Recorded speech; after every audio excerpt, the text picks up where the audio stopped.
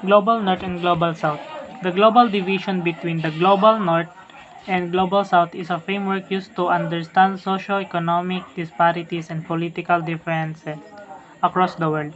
This presentation will compare Russia, typically associated with the Global North, and the Philippines, commonly associated with the Global South, to examine their contemporary economic situations, forms of government, and economic policies. By analyzing these two countries, we aim to gain insight into how this global divide manifests in different parts of the world and its relevant to our course object. Global North at Global South divided daw ay ang pandaigdigang dibisyon sa pamagitan ng Global North at Global South ay isang balangkas na ginagamit upang maunawaan ang mga pagkakaiba-iba ng sosyo-ekonomiko at mga pagkakaiba sa politika sa buong mundo. Ang pagtatanghal na ito ay ihambing ang Russia at Pilipinas upang suriin ang kanilang kontemporaryong sitwasyon sa ekonomiya, mga anyo ng pamahalaan at mga patakarang pang-ekonomiya. Sa pamamagitan ng pagsusuri sa dalawang bansang ito, nilalayon namin magkaroon ng sa kung saan paano magpapakita ang global divided na ito sa iba't ibang bahagi ng mundo at ang kaugnayan nito sa aming mga layunin sa kurso. Our talk today: Russia economic situation, Philippines economic situation, Russia form of government, Philippines form of government, Russia economic policies, Philippine economic policies, unique information about Russia, unique information about Philippines, comparative analysis. Ang pag-uusapan natin ngayong araw ay ang economic situation ng Russia at Pilipinas, form of government nila at economic policies. Russia's contemporary economic situation is complex and challenging.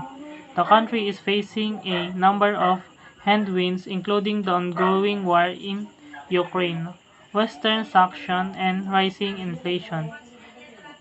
Key economic indicators: GDP $1.8 trillion in 2022. GDP per capita $26,500 in 2022. Major economic sectors: oil and gas, manufacturing, agriculture, services. Ang kontemporaryong sitwasyon sa ekonomiya ng Russia ay komplikado at mapaghamong. Ang bansa ay naharap sa isang bilang ng mga headwind kabilang ang pagtuloy na digmaan sa Ukraine, mga parusa sa kaunlaran, at tumataas na inflation. Mga pangunahing sektor ng ekonomiya: langis at gas, pagmamanufaktura, agrikultura, mga serbisyo. Russian contemporary economic situation is complex and challenging. The country is facing a number of headwinds, including the ongoing war in Ukraine, Western sanctions, and rising inflation. Key economic indicators: GDP $1.8 trillion 2022, GDP per capita $26,500 2022. Major economic sectors: oil and gas, manufacturing, agriculture, service.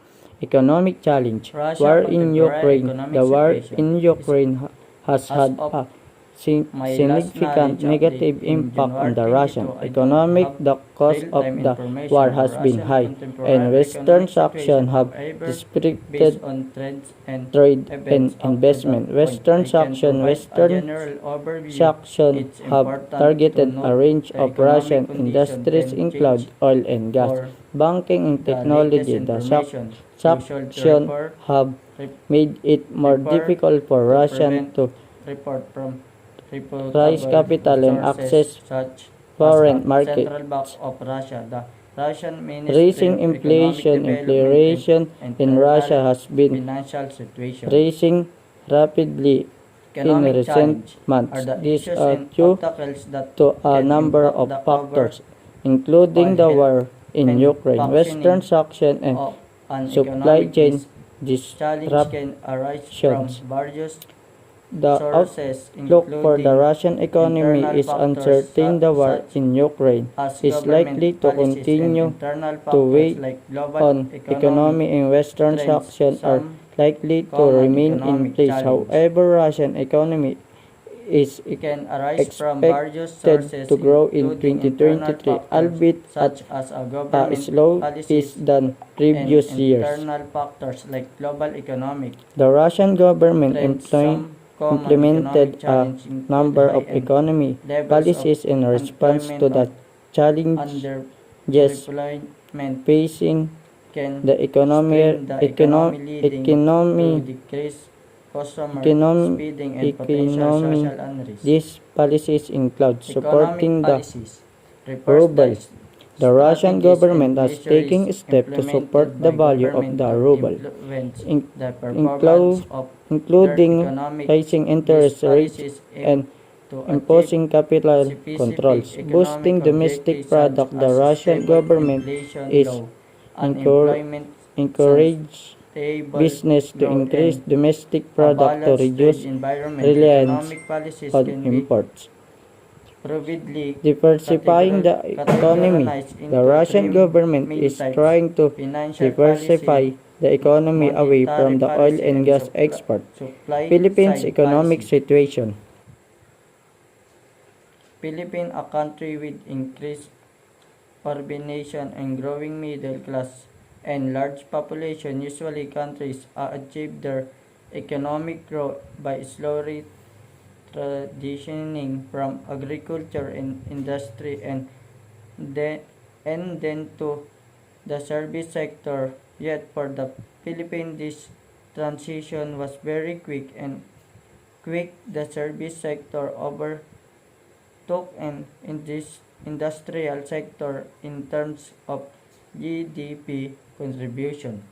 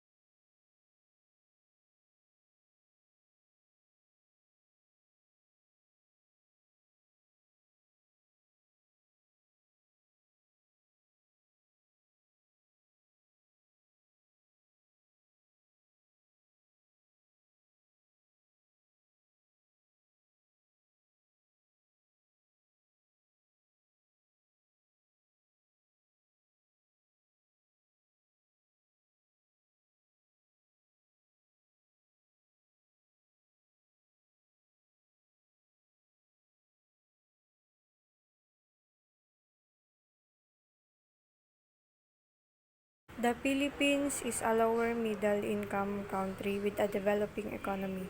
The country has experienced strong economic growth in recent years, but it is still facing a number of challenges, including poverty, inequality, and unemployment. Poverty is a major challenge in the Philippines. According to the World Bank, 18.1% of Filipinos were living below the national poverty line in 2021. Inequality is also a major challenge in the Philippines. The richest 10% of Filipinos controlled 41.9% of the country's income in 2018. Unemployment is another challenge in the Philippines. The unemployment rate was 6.4 in January 2023. Economic outlook. The outlook for the Philippine economy is positive.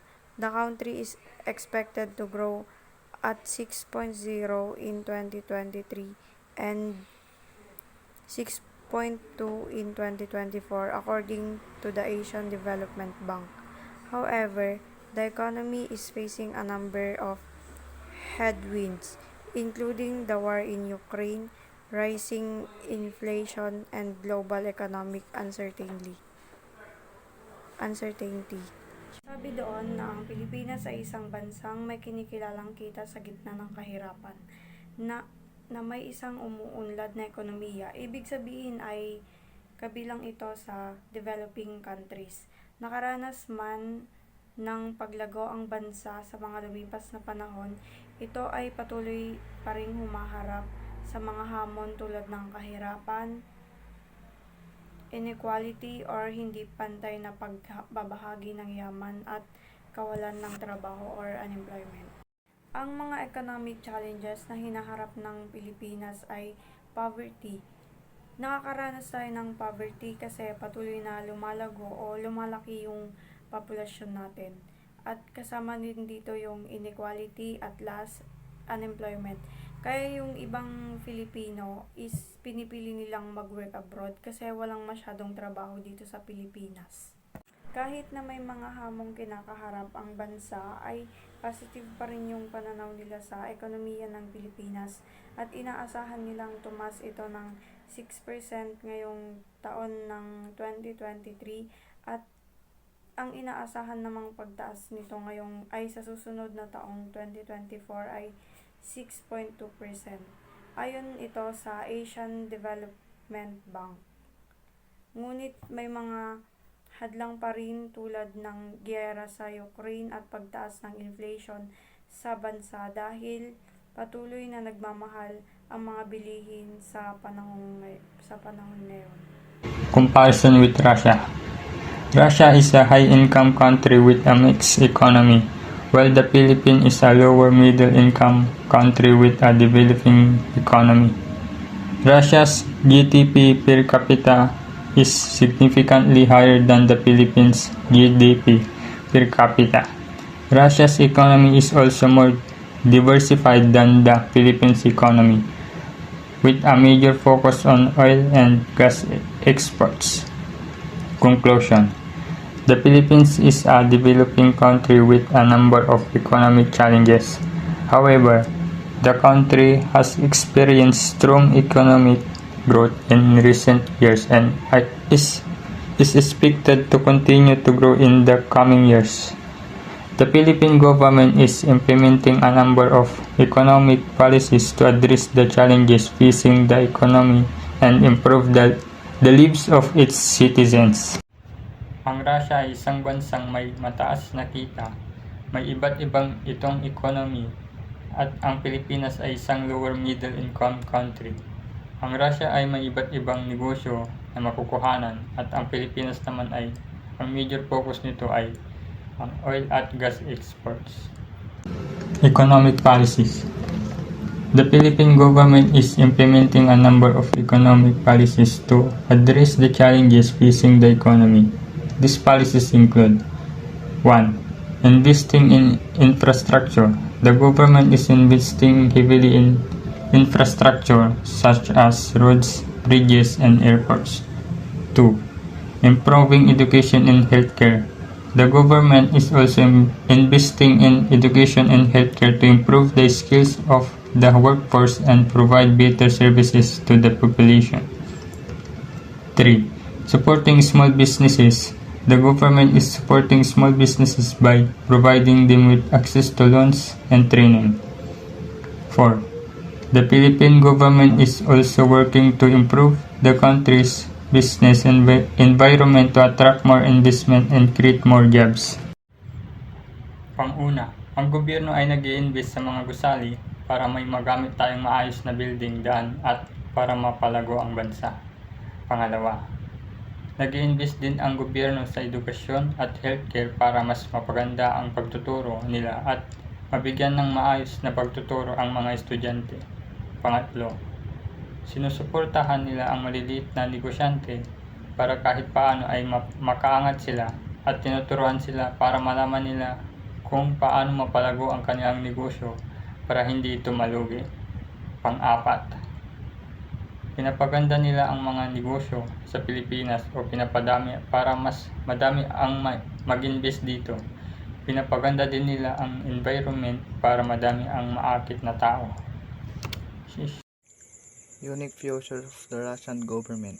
The Russian president has a great deal of power, including the power of dissolve the state Duma and call for new elections.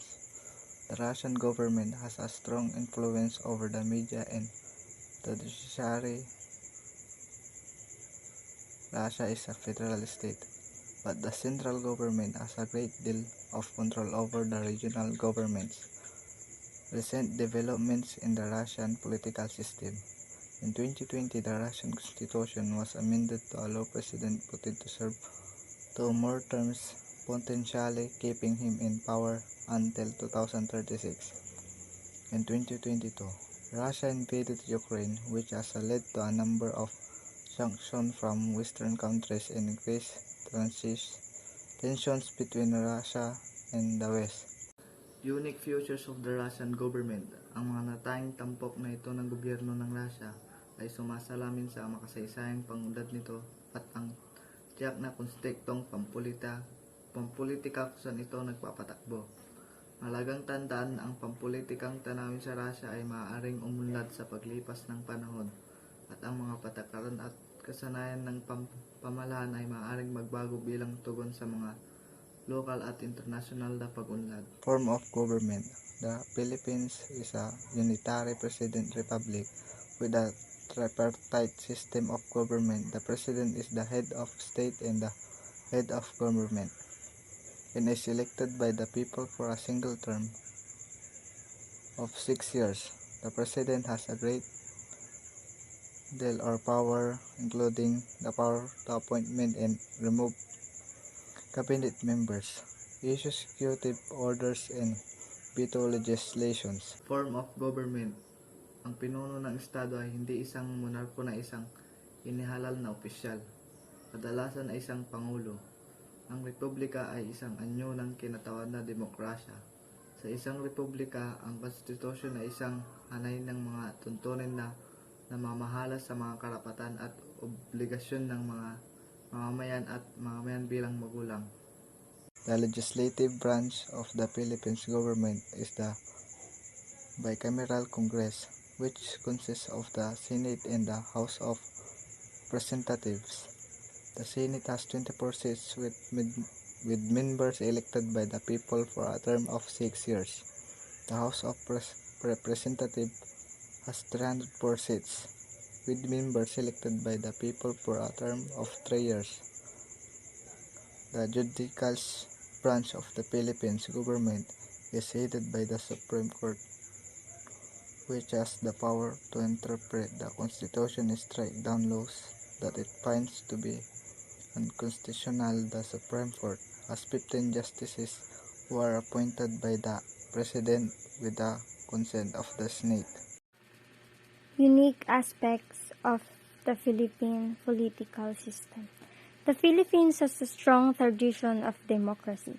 Despite some periods of authoritarian rule in the past, the Philippines is a multicultural and multi-religious country, and its political system reflects this diversity. The Philippines is a relatively young country with a median age of just 25.4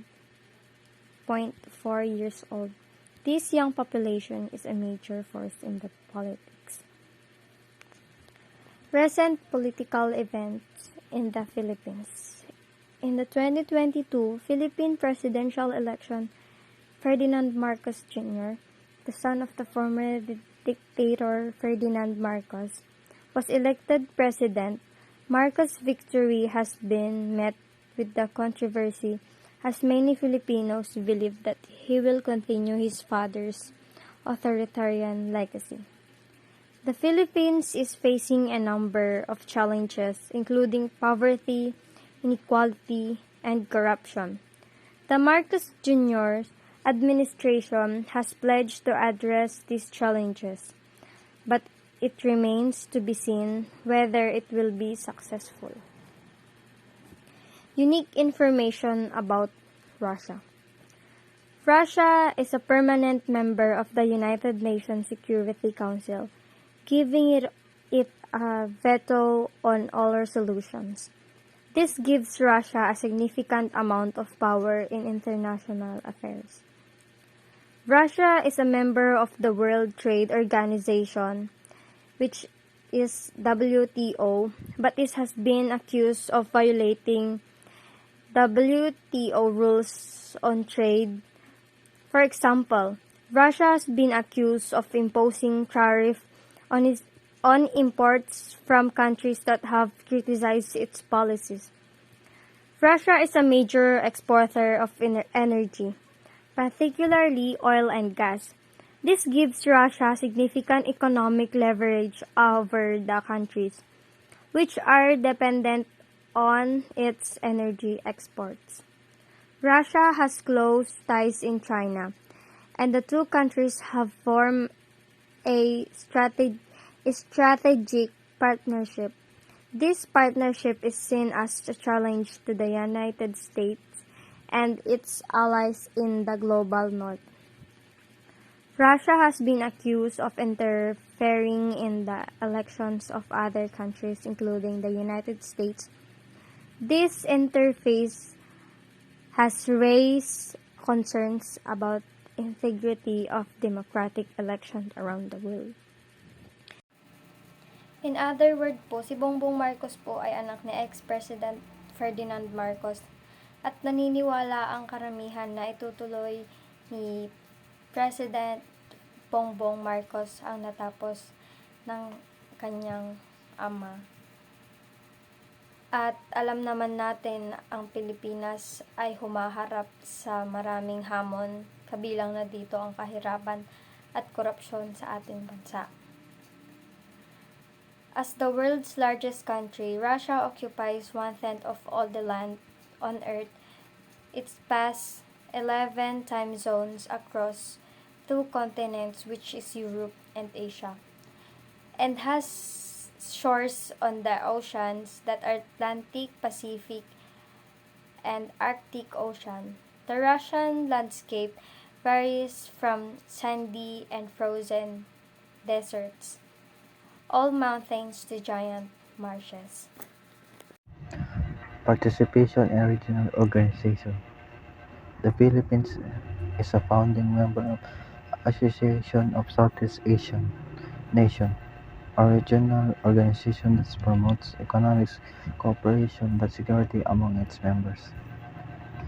The Philippines is also a member of the East Asian Summit, a regional forum that includes Asian countries as well as China, Japan, South Korea, Russia, the United States, India, and Australia. Trade relationship.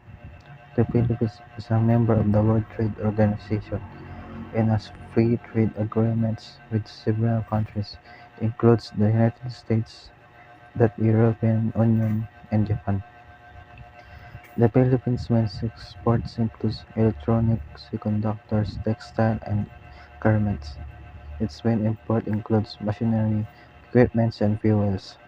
The Philippines is also a major source of migrant workers, particularly to the Middle East and East Asia. Participation of regional organization.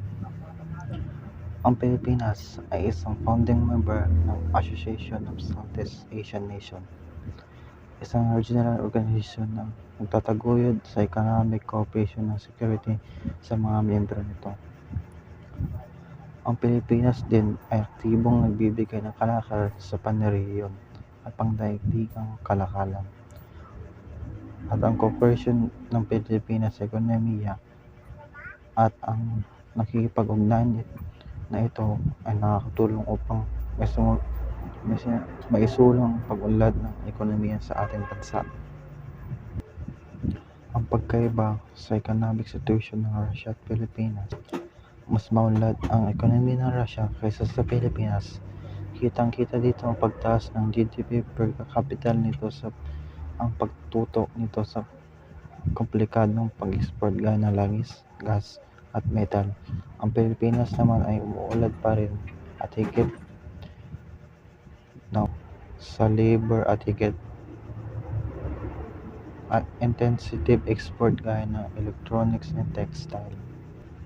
Ang pagkaiba ng form of government sa Pilipinas at Russia.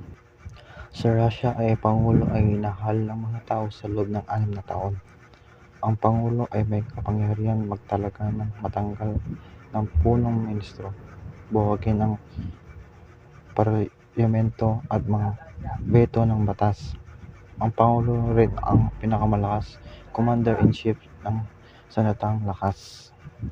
At sa Pilipinas naman, ang Pangulo ay inahal din ng mga tao sa loob ng 6 na taon. Ang Pangulo ay kapangyarihan magtalagan at mag-alis ng kabinete, mag-veto ng batas at mag-issue ng mga executive order.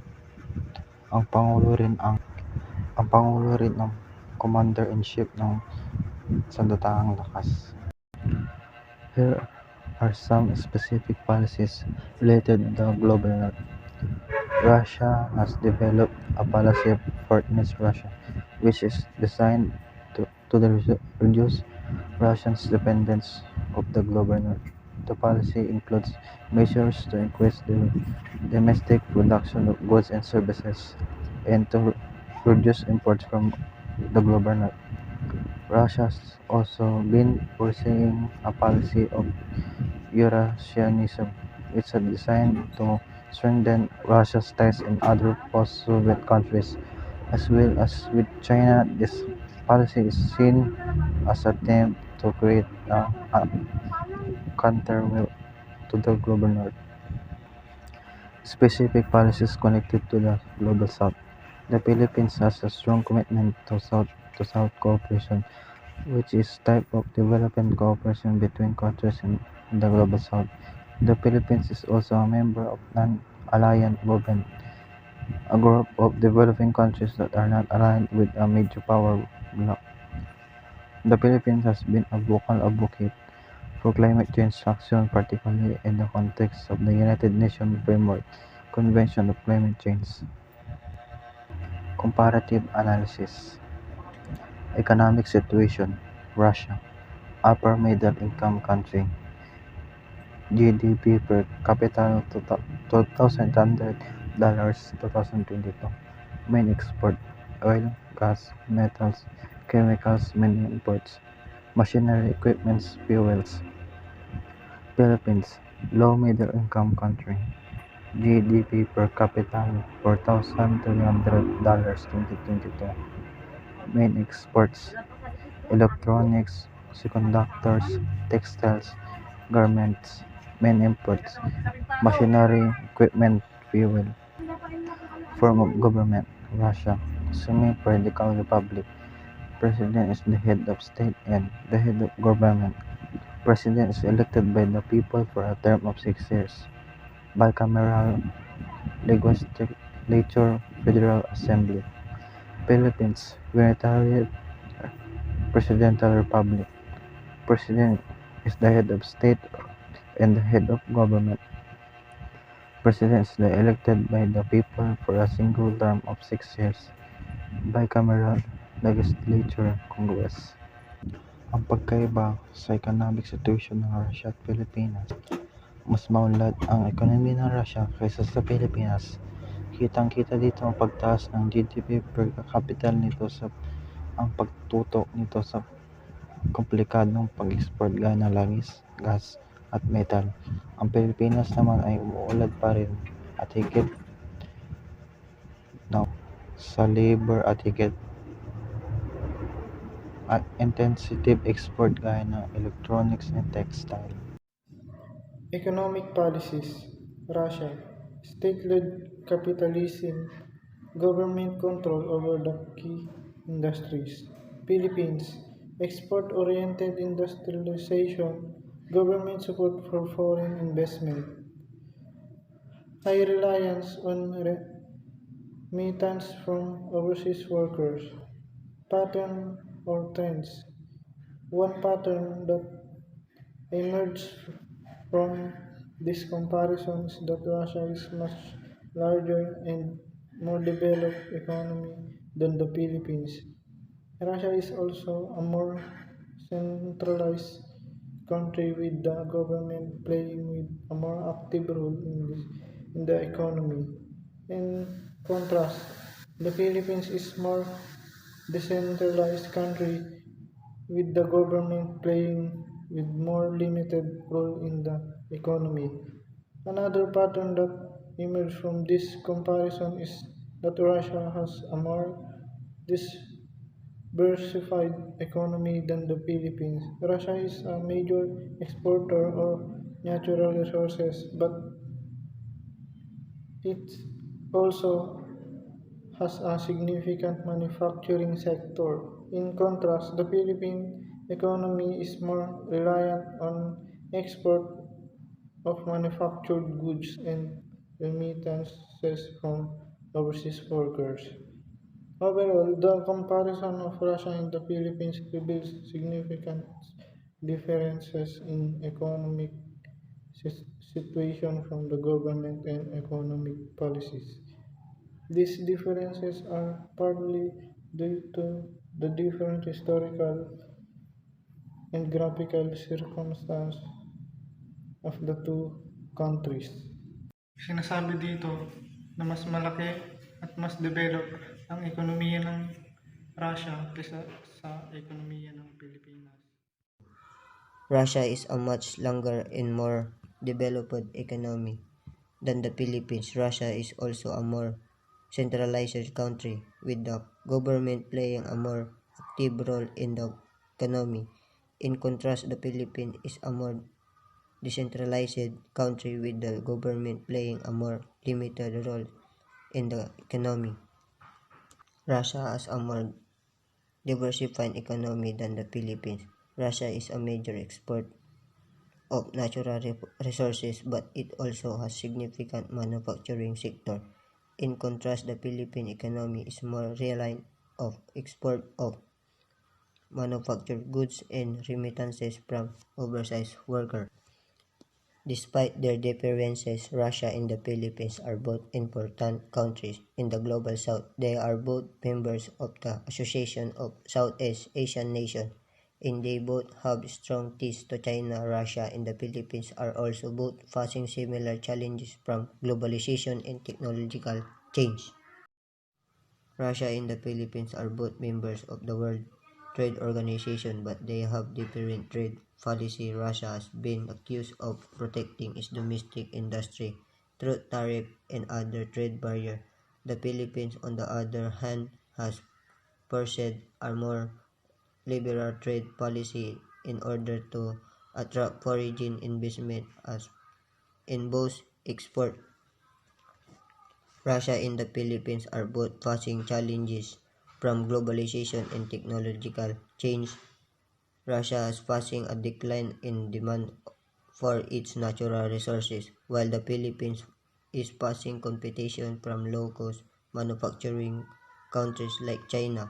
Both countries need to find ways to adapt to these challenges in order to maintain economic growth. Russia and the Philippines are both developing countries, but they have different levels of inequality. Russia has more unequal income distribution than the Philippines. This inequality is partly due to the high concentration of wealth in the hands of few oligarchs. The Philippines, on the other hand, has a more inequitable income distribution but is still face significant poverty and inequality. Ang paghikayat sa pagbabago sa pamamagitan ng mga hakbangin sa pananaliksik at pagpapaunlad ay nagpapatibay ng pagiging mapagkompetensya. Ang pamumuhunan sa teknolohika at suporta sa mga startup ay maaaring ilagay ang parehong mga bansa sa unahan ng mga musbong industriya.